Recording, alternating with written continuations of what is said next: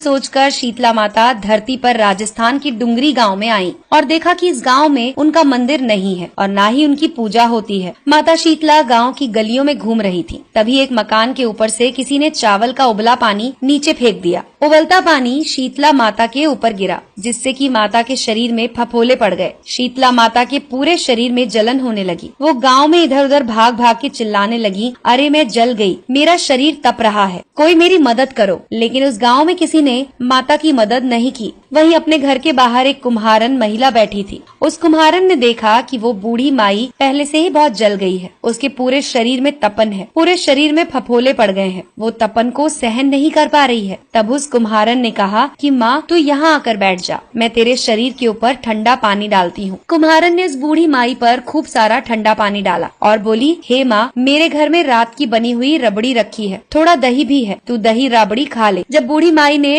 ज्वार के आटे की राबड़ी और दही खाई तो उसके शरीर को ठंडक मिली। तब उस कुम्हारन ने कहा, माँ बैठ, तेरे सिर के बाल बिखर गए हैं, ला मैं तेरी चोटी बना देती हूँ। कुम्हारन माई की चोटी गूंथने के लिए कंघी से बालों में करती रही। अचानक कुम्हारन की नजर बूढ़ी माई के सिर के पीछे पड़ी तो कुम्हारन ने देखा कि एक आंख बालों के अंदर छुपी हुई है। ये देखकर वो कुम्हारन डर के मारे भागने लगी। तब उस बूढ़ी माई ने कहा कि रुक जा बेटी, तू डर मत, मैं भूत प्रेत नहीं हूँ, मैं शीतला देवी हूँ। मैं तो इस धरती पर देखने आई थी कि कौन मुझे मानता है, कौन मेरी पूजा करता है। इतना कहकर माता ने अपने हीरे जवाहरात के आभूषण पहने हुए, सिर पर स्वर्ण मुकुट धारण किया हुआ अपना असली रूप उसको दिखाया। माता के दर्शन कर कुम्हारन सोचने लगी कि अब मैं गरीब, इस माता को कहाँ बिठाऊं। तब माता बोली, हे बेटी, तू किस सोच में पड़ गई है। तब उस कुम्हारन ने हाथ जोड़कर आंखों में आंसू बहते हुए कहा, हे माँ, मेरे घर में तो चारों तरफ दरिद्रता है, मैं आपको कहाँ बिठाऊं। मेरे घर में ना तो चौकी है ना ही आसन। तब शीतला माता प्रसन्न होकर उस कुम्हारन के घर पर खड़े हुए एक गधे पर बैठ गईं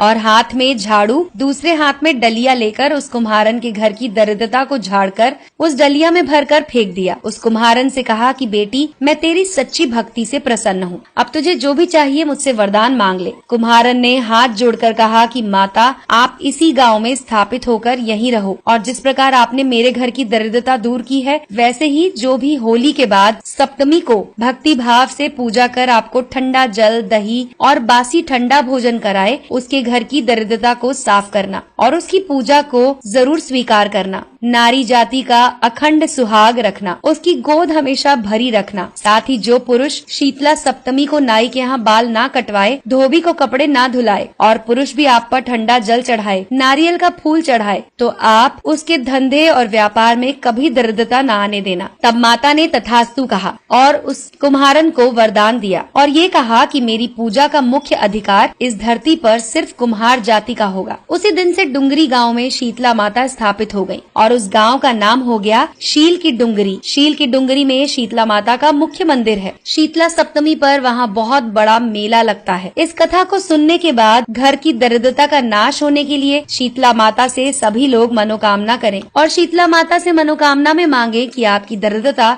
दूर हो जाए। दोस्तों, अगर आपको ये कहानी पसंद आई हो तो इसे लाइक करें और अपने